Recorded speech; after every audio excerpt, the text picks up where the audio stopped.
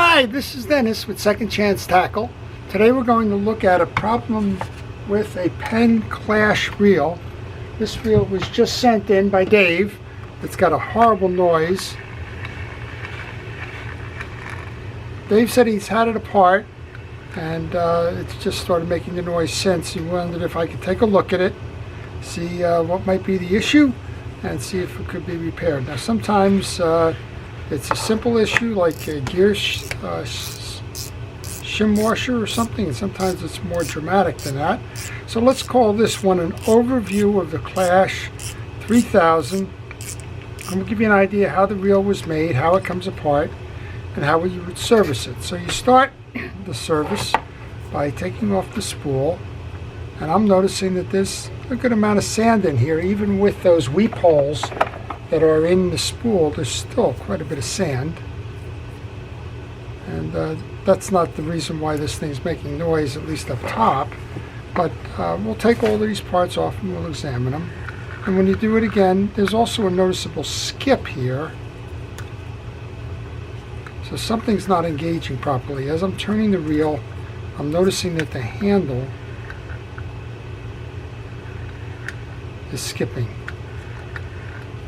Alright, well there's some play in there that doesn't belong in there, so let's continue. We'll take the handle off.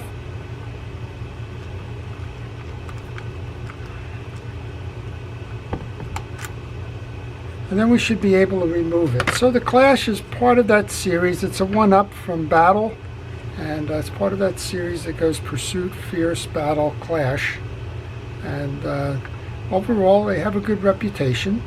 And I'm not quite sure, just guessing from the sand, this one probably got dunked. I don't remember the story. I'll have to go back and look at Dave's note. But in the meantime, to get this case off, there's 4 screws. There's 3 in the direct side plate, and then there's 1 in the bump guard underneath here, so we're going to have to take that bump guard off as well. As I'm taking these screws off, I'm laying them on my desk just to make sure that they're all the same size, and if they're not, which this bottom one here on the bump guard likely is not the same size, you do want to make a note as to where the oddball screw came from. Yep, that's a smaller one. And when you go to reinstall, make sure that you put them back the same way. All right, 3 of the 4 are out. I think this one's loose, it just didn't pop out. Let's see if we can grab that. There we go. And these 3 screws are the same, so it doesn't matter which location those 3 screws go back in. Alright, with that done, we should be able to remove the side plate. Side plate looks fine. Yeah, the bearing is okay.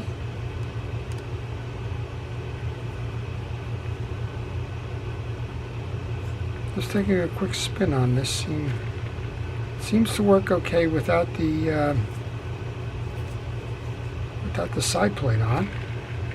No noise.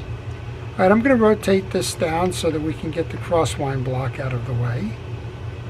You have to rotate it all the way down so that you can get that little screw out there. And unfortunately, this doesn't have an instant anti-reverse, so if you go too far, well, you got to do it again. You got to bring it back down to the point where you can reach that and clear the main gear. I'm going to use a micro driver for this one just because the handle is really pretty close here. This is a good place to tell you if you like these kinds of videos and you want to see more of them, then I would encourage you to subscribe to my channel. And if you do subscribe, please hit the notification button. That'll enable you to see which videos I'm posting when, and you can make a choice as to whether those are one of the videos that you would like to watch. I work on all kinds of reels. This one is a Penn spinning reel, but I work on all kinds. And if you're interested in learning a little bit about the reels, and sometimes like this one, a little bit of problem diagnosis, well, then that's a good channel to watch. I'm taking this off for 2 reasons. I want to make sure that I don't have a screw under there.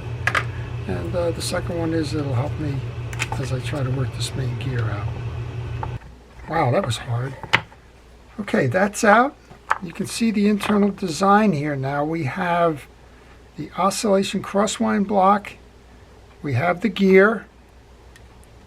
This is the oscillation gear, and we have an intermediate gear here. So this is different than the Penn Battle Fierce. That's intermittent gear is driven by the back. So we have a double drive here. This back end gear is going to drive the crosswind block. It's also going to drive this intermittent gear. So that should make reel performance easier. So let's take a look. So I always tell you when we're working on these reels to look at all of the teeth and notice if they're uniform, chipped, cracked, or whatever. And people probably are getting tired of hearing me say that, but here we go. We have some unusual wear on this side of the main gear.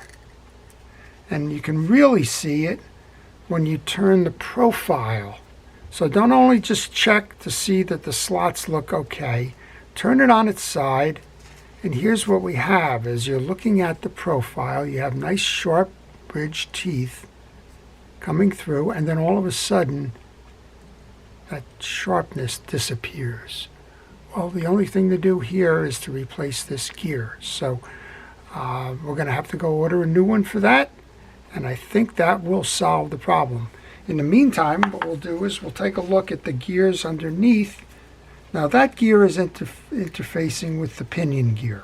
So you want to look at the pinion gear next and say, is the same thing happening here? Do we have ridges that have been worn, perhaps broken? Because something caused that to get out of skew there, right? Well, those seem to be okay. And then while you're ordering the parts, go ahead and make sure that you check them all. Why put an order in for a replacement gear only to find out that when you reinstall the replacement gear, well, something else has gone bad, maybe the teeth on one of these two drives. So we'll go ahead and take a look at the teeth. I'm just spinning them now, you can see, and I'm looking on both sides. I'm looking at the oscillation gear side, and I'm looking at that core drive. Now, quite honestly, these gears are cheap enough that if you have any question whatsoever, if you've got a damage on one gear, you might as well go buy all 4 gears. What are the 4 gears? It's this one, it's the pinion gear, and in this case we have those 2 ancillary gears. So rather than just paying $15 or $20 for the main, you might as well pay $20 or $25, the extra $10, and get the other 3 pieces. So the Penn Clash then, nice reel. It's got a couple of things that are different on it than the Battle, so let's take a moment on that. So your Battle has the oscillation gear and the crosswind block. This side rides on a track. So we've got an upgrade here in the sense that we have a bar that's holding that crosswind block more true, and that crosswind block can slide up and down easier as a result. You have probably have a bearing under here. I haven't checked. We probably have a bearing under the oscillation gear as well, where the Battle does not. And we have this double gearing here that's going to be driven off the back of the main gear, which should be easier to reel to reel, and also take a little bit of stress off that main gear because it's driving both of these, so it should ride easier. And then up top, it's pretty much the Penn package all around. Before I go to order any parts, I do want to spin that. You know that's not the cause of the issue, but since I didn't know, give it a spin. If you hear the same sound that we heard when we were cranking, well, then you could replace that bearing as well, or the series of bearings. There should be 2 more bearings up top there. Okay, well that's it.